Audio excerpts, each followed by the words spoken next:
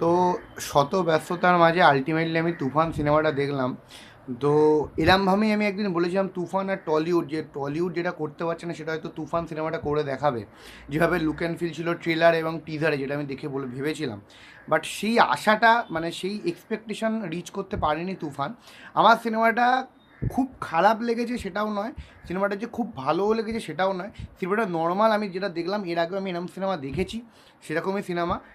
ভেবেছিলাম যে অনেক কিছু ট্রাই করেছে ডিরেক্টর, নতুন কিছু, সিনেমাটা হয়তো বাংলাদেশের সিনেমা একটা মোড় ঘোরাবে, একটা ভালো সিনেমা।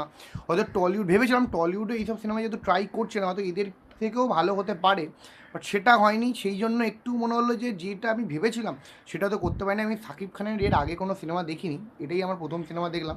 তো আমার তো সাকিব খানের অ্যাক্টিং মোটামুটি ভালো লেগেছে।